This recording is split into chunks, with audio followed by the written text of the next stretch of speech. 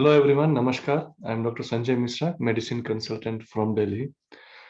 In this video, I would be talking about fracture. So, why fracture? There are situations where fracture becomes very life-threatening, and what are the things that we need to know about fracture? So, what is a fracture? Well, a fracture is just a break in a bone, and the forces that can break the bone are different. It can be a compression when a person jump or when a person falls from height. It can be a traction when a person twist ankle or twist any part of the bone, or force of rotation. So in any of these conditions, there can be a fracture of the bone. Fracture severity, well, from hairline to comminuted, where multiple pieces of bones will be visible in X-rays.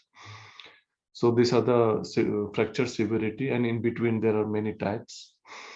Uh, Among the types of fracture, well, if there is no cut in the skin, it is closed, and a simple fracture, it is called simple, or comminuted fracture. When there is a protruding of bone through the skin, it is called an open fracture. The peculiarity of spine bone is that it gets fractured when it is compressed. So it is not a linear fracture like other long bones. So it gets compressed. So when for weightlifters, when they lift and they suddenly feel a crack, or when someone jumps from height, or when someone falls from height. So these are the situations where compression fracture can happen in the spine. So what are the first aid that can be provided by a passerby? Well, first thing is to stop any bleeding. We should not try to align the bone. Keep it as it is, just stop the bleeding and immobilize. So immobilization in fracture is the most important thing to do. And if it's a small or medium wound, then ice can be applied to relieve pain and swelling. Now, immobilization is a thing where anything that comes in the mind can be used. Like you can see in this picture, a folded newspaper, it becomes a good support to make. A foot sole, a pillow, a wooden plank, just keep the wooden plank and wrap it. A bamboo, even an umbrella, or simple a rod. So these are the things where which can be used to immobilize the fracture. For arms, there are chest arm bandage, triangular sling, or you can just keep the hand in the body and wrap it. So these are the ways that a fracture can be immobilized or stabilized. Also we can do is we can tie the broken leg with the healthy leg. So the healthy leg will be as a support. Or in case of finger, we can tie the broken finger with the healthy finger.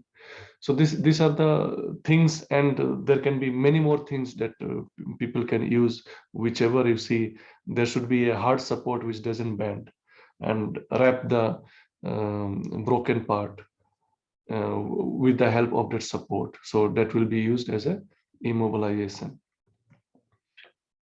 There's a concept called pelvic wrap. It is very important. What is the method of pelvic wrap? Well, as you can see in the picture, you can take a sheet and you can wrap the pelvis region, the hip region. Either you can tie it if the cloth is long, or you can just wrap it tight and hook it. or tie it with a bandage from above. Why this pelvic wrap is important? Because the loss of blood is significant.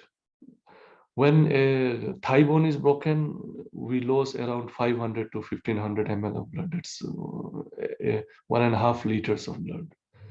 But when a pelvic bone is fractured, around 1 to 3 liters of blood is lost. And the bad thing about this is neither the victim sees the blood nor the helping hand who is helping the victim sees the blood, and there is no sense of urgency.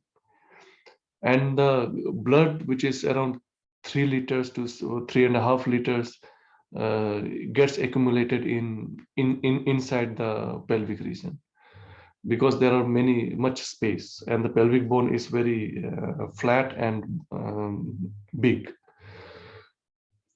Actually, what is the circulating volume of our blood? It is around 3.5 liter, and just imagine, out of just 3.5 liter, 3 liter is being drained out. So sometimes it becomes life-threatening. That a person may not make it to the hospital, because 90% of the blood, it's drained out, and compensatory, there can be compensatory of 500 milliliter or 1 liter. So 2 liter or 1.5 liter of blood won't be able to keep the blood pressure up. So there is chance of person collapsing. So this pelvic rub technique is very important if anyone suspect that the bones of the pelvic can be fractured. And it happens when there is a huge impact in a road traffic accident.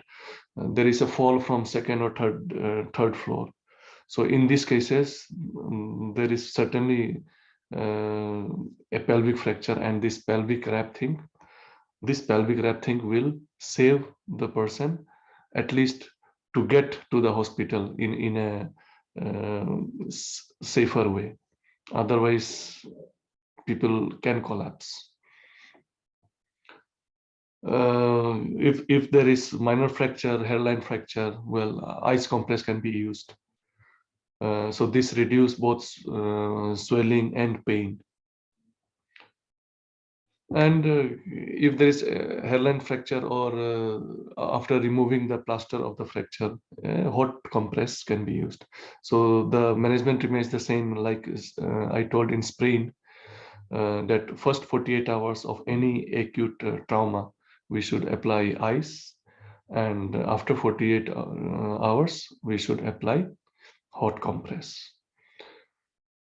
So I think some important points you noted down, and the main important thing I want to convey here is if we suspect there is a pelvic fracture, we should act on it, because we don't see blood, but there is a huge amount of blood loss. And that simple technique of wrapping the pelvic can save many lives. So thank you everyone for watching this video. Namaskar.